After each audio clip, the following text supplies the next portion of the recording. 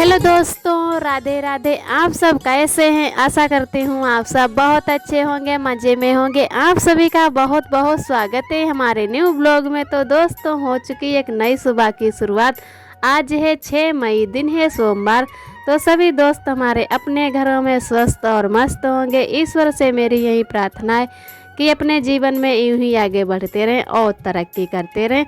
तो इधर हमारा चाय नाश्ता हो चुका है और आज का ब्लॉग दोस्तों शुरू होता है हमारा खाना बनाने से सुबह का। तो इधर हम बनाने लगे हैं, आज घुइयाँ की सब्जी बनाएंगे। और बहुत लोग बोलते हैं घुइयाँ को अरबी भी, लेकिन हमारे यहाँ पर घुइयाँ ही बोला जाता है। तो वैसे तो पहले मैं कढ़ाई में बनाने वाली थी, लेकिन हमारे भैया को काली जो घुइयाँ हो जाती हैं वो बिल्कुल पसंद नहीं है। अगर किसी दिन कढ़ाई में बना देते हैं तो मन से नहीं खाते हैं। तो मम्मी ने कहा चलो कुकर में छौंक दो, और इससे है ना कि जल्दी भी बन जाएंगी।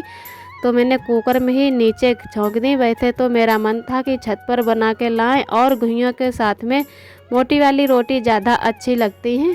फिर नीचे ही गैस पर छौंक देते हैं। और कई दिनों की रखी हुई थी तो थोड़ी थोड़ी घुइयाँ इस टाइम सूखने लगती हैं। जैसे अगर घर पे फ्रिज वगैरह हो तो उसमें सभी सब्जियां रख दो, हरी सब्जी तो बहुत ही अच्छी रहती हैं, नहीं तो सूख जाती हैं। अगर ज़्यादा सब्जी आ जाए हरी वाली तो डर लगा रहता है कि कौन सी सब्ज़ी बनाएं, नहीं तो ख़राब हो जाएगी। तो हरी सब्जी इस टाइम तो बहुत जल्दी ही सूख जाती हैं। और उधर मैंने कुकर में रख दी हैं घुइयाँ बनने। तब तक हमारी मम्मी ने इधर करेलों का इंतज़ाम कर लिया है। तो उस दिन हमारे घर पे बने थे वैसे वाले करेले, जैसे तुरंत ही कढ़ाई में दीदी ने बनाए थे। लेकिन ये वाले जो हैं भरवा करेला बनाए जाते हैं, जैसे भिंडी भरवा बनाई जाती, ये वाला कच्चा ही मसाला भरा जाता है इनमें। तो ये रख देंगे, जैसे इसका ढक्कन ऊपर से ढक देंगे और इसमें आटा लगा देंगे जिससे भाप ही ना निकले। थोड़ा बहुत ही इसमें पानी डाला जाएगा और कुछ देर के लिए बनने रख देंगे इसको बरोसी में। तो इसमें जो भी मसाले डाले जाते हैं वो सभी मसाले मम्मी ने पीस के रख लिए हैं।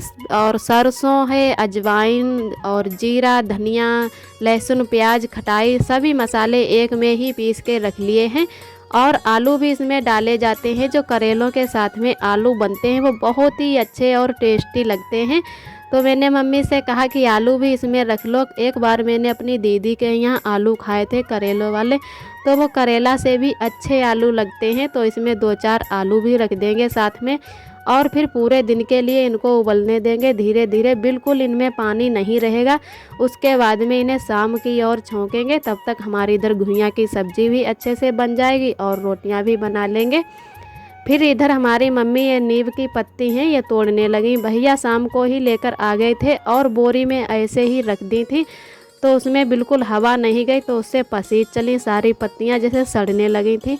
तो थोड़ी देर के लिए इनको धूप में भी डाल दिया ताकि इनमें जैसे पानी सा ना रहे, नहीं तो गेहूं में भी ये पत्ती पड़ने से ख़राब हो जाएंगे गेहूं। तो थोड़ा बहुत जो भी पसीजी हैं तो वो सूख जाएंगे, उसके बाद में ही पत्ती ये डालेंगे। हमारे यहाँ पर पता नहीं क्यों सभी लोगों के यहाँ घुन हो जाते हैं बहुत जल्दी गेहूं में, चाहे जैसे भी डालो। तो कुछ लोग नमक डालते हैं, और जैसे लोग कहते हैं बड़े बूढ़े कि जैसे पई लग जाती है वो अच्छी होती है। जो कीड़े होते हैं थोड़े बहुत गेहूं में सूढ़ियों के जैसे, वो अच्छे बताए जाते हैं। और लेकिन हमारे यहाँ पर घुन बहुत जल्दी हो जाते हैं, तो कुछ ना कुछ दवाई धर के या नीम की पत्ती ही डाल के रखते हैं। फिर इधर आरब भी हमारे मम्मी के ही साथ में खेल रहे थे, मतलब इधर मम्मी तक रही थी आरब को कहीं जाए ना। उस भैया जो है गेहूं डाल रहे थे, तो आरब बार बार गेहूं भर रहे थे और डर भी लगा रहता है कि कहीं खा ना ले। तो उसकी वजह से मम्मी थोड़ी देर के लिए आरब को लेकर बैठ गई मोहरा पर। तो इधर थोड़े ही भैया डाल के गेहूं आ गए, और अब नीम की पत्ती ले जाएंगे, वो भी ढेरा में डाल देंगे। तो उसके बाद में फिर से गेहूं डाले जाएंगे। तो हमारे यहाँ पर तो गेहूं धान बिल्कुल नहीं किए जाते हैं, कोई भी नहीं करता। तो सभी लोग गन्ना ही करते हैं। हमारे इधर नीलगाह बहुत ज़्यादा हो गए हैं और बंदर भी बहुत ज़्यादा हैं, उसकी वजह से धान गेहूं और कोई भी फसल करना मुश्किल हो जाता है। चाहे बहुत लोगों ने करंट वाले तार लगाए हैं, तो मेरे यहाँ पर भी लगाए गए, तो थोड़ा बहुत गन्ना बच जाता है अच्छे से। तो उसकी वजह से गेहूं खरीद कर आए हैं और अब डाल दे जाएंगे ढेरे में। फिर इधर हम आ गए हैं छत पर, आरब को भी लेकर आ गए थे। तो थोड़ी बहुत धूप अभी ज़्यादा तेज़ नहीं हुई है, तो आरब को यहीं पर बैठाल दिया और तकते भी रहे। मम्मी भी यहीं पर हैं, तो मैंने करेले ऊपर बनने रख दिए बरोसी में, क्योंकि नीचे बहुत ज़्यादा धुआं हो जाता है और अब धुआं निकलने का बिल्कुल जैसे बीच नहीं, पूरा मकान बंद हो गया है। तो उसकी वजह से ऊपर ही आ गए थे करेले रखने, और कपड़े भी धुल लिए थे क्योंकि आज सुबह ही हम नहा लिए थे। तो कपड़े भी ऊपर लेकर आ गए और आरब को साथ में लेकर आ गए। तो आरब भी थोड़ी देर के लिए खेलने लगे। फिर हम उधर नीचे उतर के आ गए और साथ में आरब को भी लेकर आ गए। तो मम्मी आरब को लेकर चली गई, तब तक हम जल्दी से रोटी बना लेते हैं। उसके बाद में सभी लोग खाना खाने आएंगे। यहाँ पर सभी लोग बहुत ही देर में खाना खाते हैं। हमारी ससुराल में तो जैसे सब जितने टाइम खाना बन जाए, सुबह के 8 या 9 बजे तो सभी लोग खाने लगते हैं। लेकिन यहाँ पर है कि 12-1 बजे से पहले कोई खाना ही नहीं खाता है। तो हमारी जो भैया हैं वो खाना खा रहे हैं, उनको कहीं जाना है कुछ काम से, उसकी वजह से थोड़ा जल्दी खा रहे हैं। तो हम रोटी सेक रहे हैं और हमारी जो सीनू है वो भैया को खाना परोस रही हैं कि जल्दी से खा लें, उसके बाद में वो जाएंगे। तो इधर थोड़ी हमारी रोटी अभी सेकने को हैं और थोड़े चावल भी बनाए थे। सभी लोगों को चावल भी बहुत ज़्यादा पसंद हैं। और इस बार तो वीडियो बनाना बहुत ही मुश्किल हो जाता है, क्योंकि हम स्टैंड नहीं अपने साथ में ला पाते हैं। हमारी पड़ोस में पूजा आंटी हैं, वो भी बहुत अच्छे ब्लॉग बनाते हैं। सभी भैया दीदी हमारे, उनके भी चैनल पे जाइए, उन्हें सपोर्ट करिए। और तो उन्हीं आंटी का हम स्टैंड मांग लेते हैं और वो हमें दे दिया करती हैं। तो इस बार उनका स्टैंड ख़राब हो चुका है, तो उसकी वजह से मोबाइल ही नहीं उस पर रुकता है। तो मेरा कोई वीडियो शूट करता है तभी हम वीडियो बना पाते हैं। तो बहुत ज़्यादा दिक्कत हो रही है, जब तक यहाँ पर रुकेंगे तो ऐसे ही हमारा वीडियो अच्छे से नहीं बन पाता है।